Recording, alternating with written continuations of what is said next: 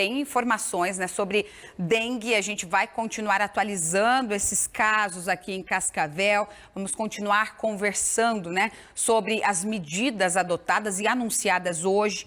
A gente já falava ontem aqui sobre esse assunto, traçamos, né, um panorama da doença aqui na cidade, o que você deve fazer, onde procurar, em que momento procurar o médico, quais os sintomas que chamam a atenção, né, que se destacam. Falávamos, né, da preocupação de que os casos poderiam novamente triplicar, que poderiam subir muito aqui na cidade. E, de fato, né, eles subiram. Nós estamos com 500 casos confirmados em Cascavel, mas muitos ainda aguardam resultados de exames. Muitos aguardam ainda resultados, análises aqui na cidade. Da mesma forma, lá em Toledo, muitos casos são confirmados, muitos casos aguardam também confirmações. E tem muita gente confusa de como fazer, né? Onde eu devo ir, que eu devo procurar. Muita gente tem procurado as UPAs de Toledo. Por lá o índice da doença tem subido a cada semana, assim como aqui em Cascavel. Até o momento, 516 pessoas testaram positivo para dengue em Toledo, mas 190 em apenas uma semana. É muito preocupante. Você vai conferir todos os detalhes de Toledo, a região ali de Toledo, agora na nossa tela. Recepção e corredores lotados. Grande parte das pessoas estão com sintomas de dengue. Está bastante congestionado lá dentro. Lá o pessoal de ontem à noite está quase tudo internado, tomando medicamento. E todo dia chega mais gente? Todo dia. Nós põe lá no UPA, lá em cima, lá não deu nem para ficar lá. Eu tive que trazer ele para cá porque estava mais desocupado um pouco do que lá. Lá estava terrível, estava mais terrível ainda. Tem bastante gente, né? Mas está sendo bem atendido e espero que todo mundo melhorar, né? Que isso é uma doença que está atacando o Brasil todo. Em Toledo, o índice da doença tem subido a cada semana. Até o momento, 516 pessoas testaram positivo para dengue, 193 em uma semana. A média normal de atendimentos na UPA e no PAN é de 350 a 450 pessoas por dia. Durante o feriado de carnaval, as equipes de emergência do SUS chegaram a atender mais de 700 pacientes por dia. E esse cenário também se repete em hospitais particulares. Os principais sintomas são febre alta, dor de cabeça e no corpo, vômito, diarreia e manchas no corpo. A busca por atendimento médico é recomendado mesmo no início dos sintomas, mas a alta demanda tem sobrecarregado o serviço. Nós temos habitualmente um número de atendimentos entre 350 e 400 atendimentos dia nessa época do ano, sendo que a nossa capacidade instalada nesses pontos é para até 600 atendimentos dia.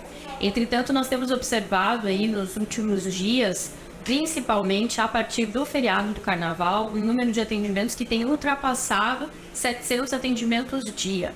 É importante nós salientarmos que as equipes estão completas e, inclusive, em muitos horários reforçados com o número de profissionais.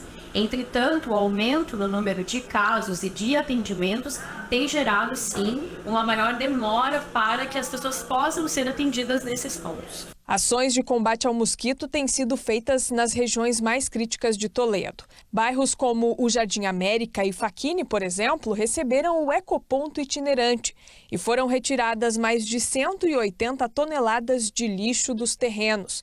No próximo sábado, as equipes estarão no Jardim Bressan e César Parque. É importante a gente lembrar a população que o combate à dengue ele precisa ser feito por todos nós. Então, uma pequena parte da população que não cuida, que não faz os cuidados de olhar para o seu terreno, para o seu lote, para a sua casa, acaba possibilitando que o mosquito se reproduza e que outras pessoas ao redor fiquem doentes. É isso aí, né, gente? É aquilo que a gente sempre foca, sempre frisa, que você precisa fazer a sua parte, mas também auxiliar o seu vizinho e que juntos, para que a gente consiga, né, ter resultados positivos de frear esse número de casos aí. Em Toledo, você viu a ascendência, né? Continua crescendo ali o número de confirmações e são já 516 casos confirmados em Toledo até esse momento. Muitos estão aguardando também resultados de exames. Por lá, preocupação, né? Preocupação com relação a esses mutirões para limpeza, preocupação em o que fazer, né? Para ter as unidades de saúde ali já dispostas e preparadas para receber a população. Da mesma forma, aqui em Cascavel. Aqui em Cascavel a gente segue, né, com casos sendo confirmados a todo momento. Nós tivemos ali, né, na comparação com a semana passada e essa, nós saímos ali de 336 casos, né, para 500 casos nesse momento aqui na cidade. Então, é uma preocupação muito grande. Em função disso, o secretário de Saúde, junto com toda a equipe de saúde, se reuniu nessa manhã para tratar sobre este tema, para conversar sobre o que fazer, quais as medidas, né? Se as medidas já adotadas estão surtindo efeito, o que eles podem fazer para melhorar, de que forma sensibilizar também a população. Inclusive, a gente chama aqui o secretário de Saúde para comentar um pouco sobre esse geral na cidade. O que é que eles estão pensando, o que esses números apontam e se a tendência é de continuar subindo. Vamos acompanhar o que disse o doutor Miroslau. Nós estamos com 336 casos, passamos para 500 casos, isso dá 67,2%. Muito diferente da semana passada, em relação à retrasada, que nós tivemos um aumento de 300%. Então lá assustou muito, aqui está assustando também, mas assustando menos. Por que esse resultado aqui? Eu considero de que a população respondeu mais do que ela estava respondendo. Ela começou a recolher esse lixo peridomiciliar, colocar nas caçambas, cuidar mais. Vocês nos ajudaram. Não teve um órgão de imprensa que não falou em todos os seus materiais, né, seja rádio, televisão ou jornal, né, ou nas redes mesmo, que não falasse da dengue, que está se falando. Então as pessoas estão ouvindo isso e têm que tomar atitude, né? Também nós tivemos uma pequena restrição na avaliação dos prontuários, porque os técnicos não puderam coletar tudo. Pode ser que a gente tenha um crescimento a maior na próxima semana, mas pode ser que a gente mantenha.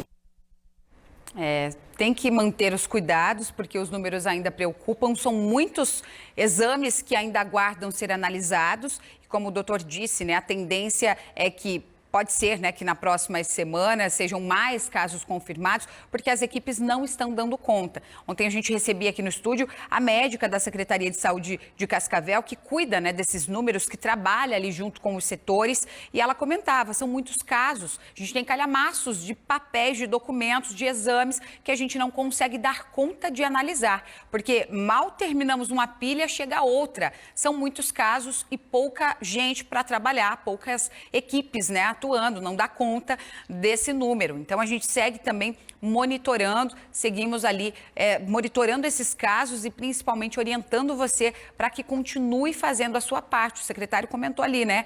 Tem surtido um efeito, as pessoas estão se sensibilizando, mas é preciso, claro, uma sensibilização ainda maior, porque a tendência ainda é de que esse número continue crescendo. Inclusive a Rosane, que é do setor da vigilância, né, do município, e ela comenta um pouco mais dessa tendência e o que pode levar, por exemplo, o município a ter sim o estado de epidemia. Vamos acompanhar então essa explicação dada pela Rosane. A legislação ela não muda em relação ao critério, né, para declarar a epidemia através da Defesa Civil, que seriam, né, 1.050, quando Cascavel atingisse 1.050 casos.